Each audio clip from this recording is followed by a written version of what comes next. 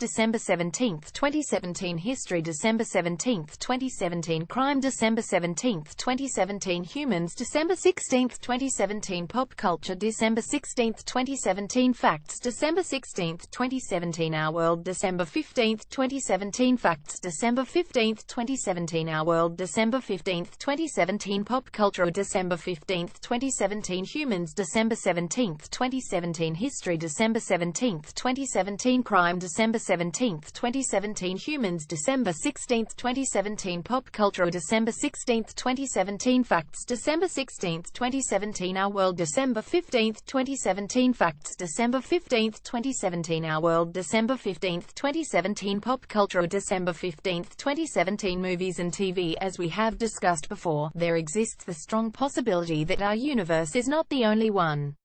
Indeed, many very smart people believe that there are infinite parallel universes which exist side by side with our own, ones which we cannot see or interact with but are nevertheless just as real.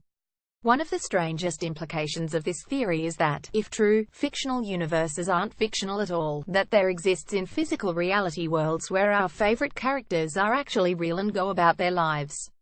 But what happens when we can't get their stories straight? Today's Hollywood, where reboots, remakes, and retellings are all par for the course, could be seriously screwing with the space-time continuum, changing some characters into totally different people, altering the dynamics of entire worlds in weird ways, or even bringing whole world lines crashing down on a whim. Note the views expressed are purely speculation on the part of the author, who has no first-hand knowledge of such things and is absolutely not from another reality. 10. Michael Myers is at least three totally different entities. Photo credit Compass International. We all know Michael Myers, the mute, Shatner-faced killing machine first brought to life in John Carpenter's 1978 masterpiece Halloween. But who or what exactly is he? Over the years, the Halloween franchise has broken its own timeline so many times that at this point, there can be no definitive answer. Point 1. In fact, it's safe to say that there are at least three different versions of Michael that are completely different entities, with different backstories, motivations, and abilities. Carpenter has stated that there were never supposed to be any sequels to the first film and that he had envisioned Michael as simply pure evil, a terrifying blank slate famously referred to in the credits only as the shape with no motivation beyond pure carnage. But the film's success mandated a sequel, which created the first alternate Michael, one driven by an urge to kill protagonist Laurie Strode, revealed to be his sister in the film, and who is simply a garden variety of extremely durable psychopath. Michael quite clearly burns to death at the end of Halloween 2, but later sequels retconned his backstory yet again, making him the subject of an ancient druid curse and rendering him literally indestructible unless he is dispatched with a magical knife. These are obviously three different characters, but 1998's Halloween H2O 20 years later muddied the waters yet further, ignoring the whole druid curse thing and making Michael an ordinary psycho, although one who can apparently survive being incinerated once again. Is this really the same Michael we saw in Halloween 2? What about the Rob Zombie reboot series? As if all of this isn't confusing enough, Carpenter has said that next year's soft reboot will ignore all of this and function as a direct sequel to the original film, meaning that the whole idea of Laurie being Michael's sister may now be retconned away. Is Michael Myers an immortal engine of death, a wacko with serious sister issues, or just a shape with no purpose but mayhem? The shattered timeline of Halloween dictates that he's all three, and before they're done with him, he'll probably also wind up in some universe as a jilted ex-insurance salesman. 9. Two different versions of Spider-Man are the only heroes in their worlds. Photo credit Columbia Pictures, Marvel Entertainment. Marvel Comics has a multiverse all its own, with many different versions of its characters inhabiting many different world lines. Virtually all of these world lines contain versions of Peter Parker, the spectacular Spider-Man, who always begins his career at a very young age. As such, virtually all of these Spider-Men are defined largely by their interactions with other, far more experienced heroes. In the main Marvel continuity, referred to as Earth 616, Spidey opens his career by picking a fight with the entire Fantastic Four in an effort to get them to recruit him. His relationships with heroes such as the Human Torch, Daredevil, and Iron Man have informed the storylines of pretty much every version of the character, up to and including the current cinematic incarnation, who resides in the Marvel Cinematic Universe along with the Avengers and other superpowered allies. But before Marvel's deal with Sony allowed Spidey to join his friends in the MCU, we got two versions of Peter from alternate world lines, the first portrayed by Tobey Maguire in Sam Raimi's Spider-Man series, and the second portrayed by Andrew Garfield in the rebooted Amazing Spider-Man films. In stark contrast to nearly every other version of Peter in any universe, these Spider-Men have no such allies. In fact, they are the only superpowered heroes in their worlds, with no mentors or role models to guide their development. It seems that in these two worlds only, for whatever reason, anybody not named Peter Parker who finds themselves gaining superpowers ends up turning to crime. No wonder both of these versions of Peter are so angsty.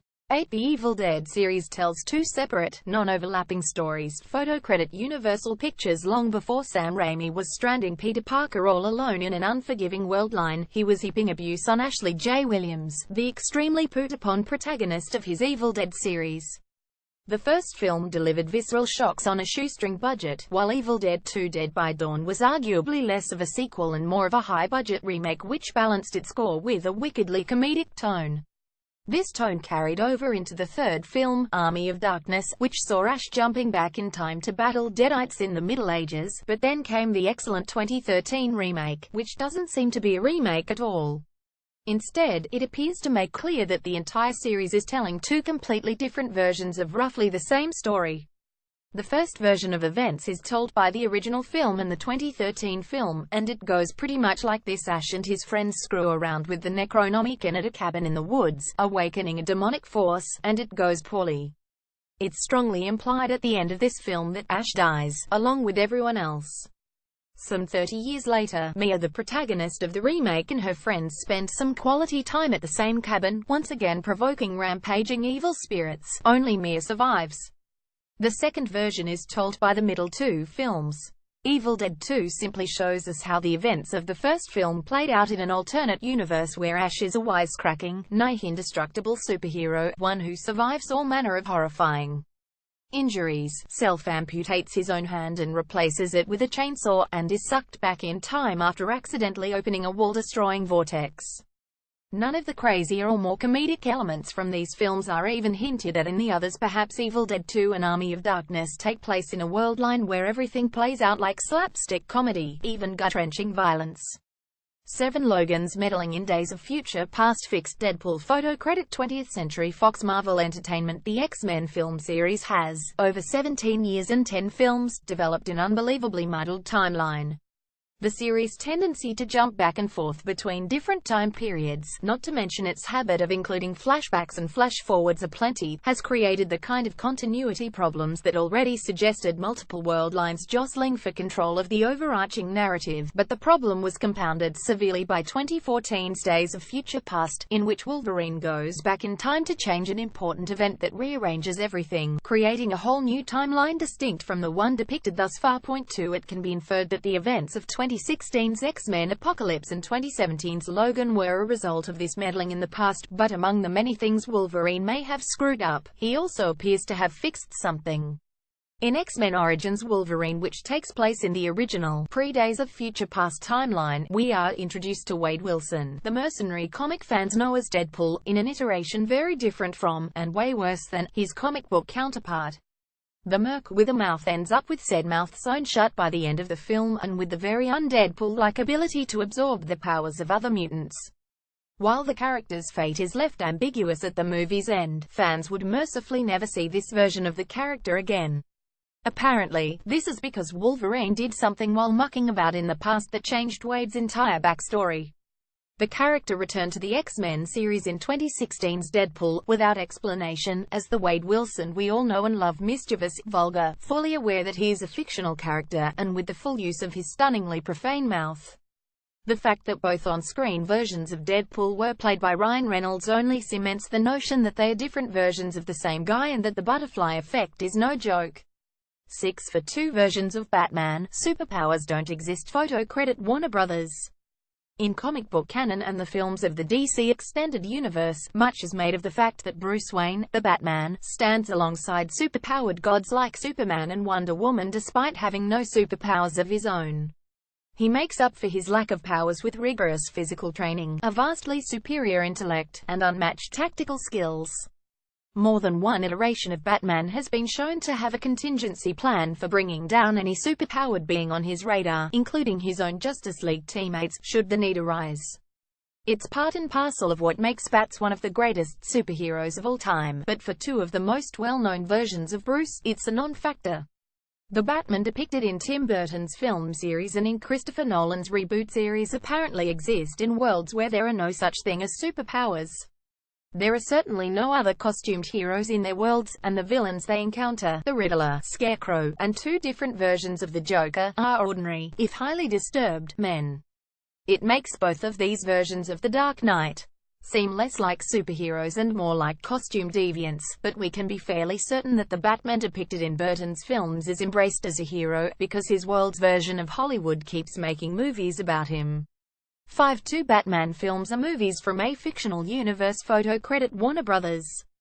It has been observed by fans and critics that the third and fourth entries in the original Batman film series, for which director Joel Schumacher took over from Burton, are quite different in tone and style from the previous ones. Batman Forever and Batman Robin began to veer away from Burton's dark, brooding color palette and gothic tone and ditched any semblance of realism in favor of cartoonish, physics-defying madness and batsuits with nipples, straying so far from what fans expected from the series that Schumacher eventually issued an earnest apology. But according to a virulent fan theory, it wasn't his fault.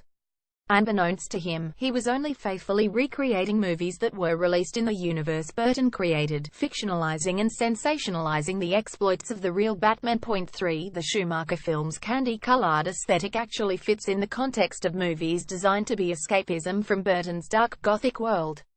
Batman's execution of impossible feats like driving the Batmobile straight up a wall makes much more sense if you keep in mind that these are fictionalized versions of real events, and it even becomes clear why Bruce is portrayed by different actors in the later films.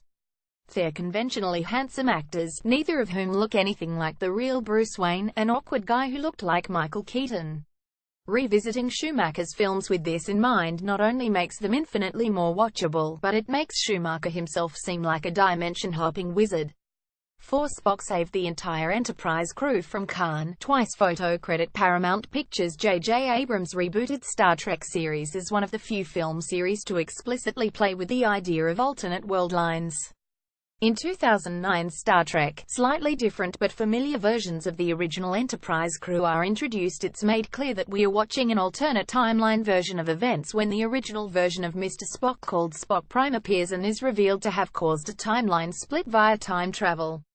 But things get really strange in 2013's Star Trek Into Darkness, when the alternate timeline's Enterprise crew encounters their universe's version of Khan, a genetically engineered super soldier with a serious vendetta against Kirk.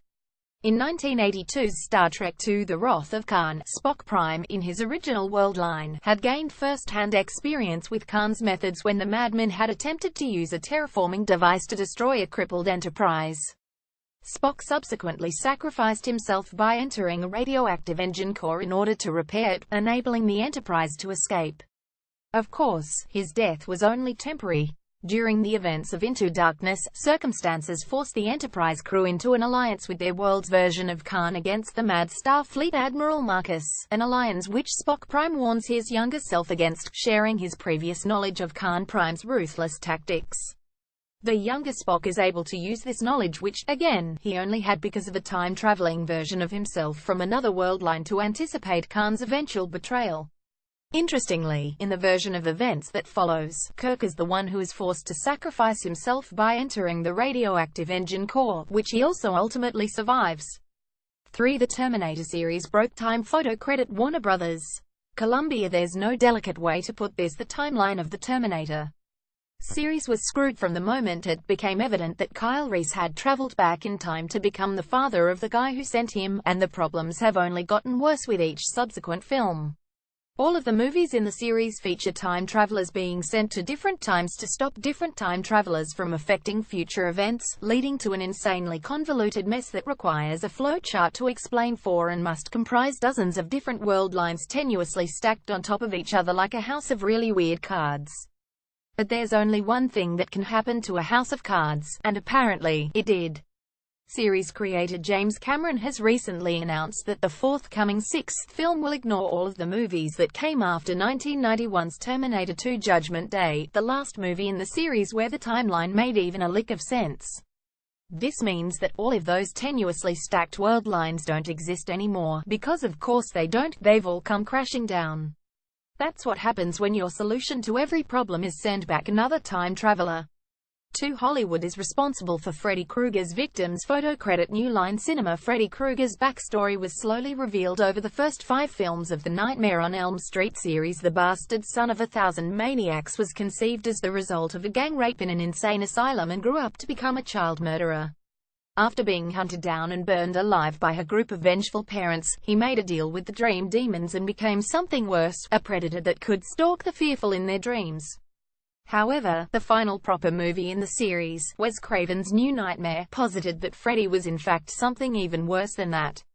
In the film, former actors in the series portray themselves, and they know the horrible truth that Freddy was a real entity, captured and held in our reality by the actual Nightmare on Elm Street film series. When the series concluded with 1991's Freddy's Dead: The Final Nightmare, the real Freddy was freed, and he began trying to intrude on the real world. By the movie's end, protagonist Heather Langenkamp, who portrayed Nancy in the series, is able to defeat Freddy and banish him back to his reality. But what of the other inhabitants of that reality if Freddy can only be corralled within the confines of a successful film series? Hollywood is indirectly allowing his rampage to continue unchecked in his home reality by failing to produce one. Sorry, Jackie Earle Haley. 5 but countless gory, surreal murders can be laid directly at your feet. One Stan Lee is a watcher. For real, Stan Lee is the king of cameos, having shown up in a different, extraneous role in virtually everything Marvel has ever put to film and some video games, for good measure.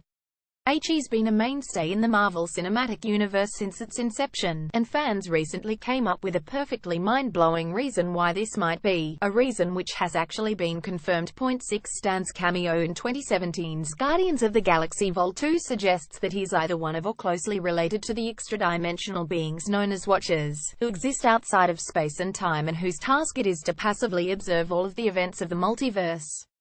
This is why, whether HES in the guise of a random bystander, a dead ringer for Hugh Hefner, or a FedEx deliveryman, HES always right there, wherever the world-threatening action is.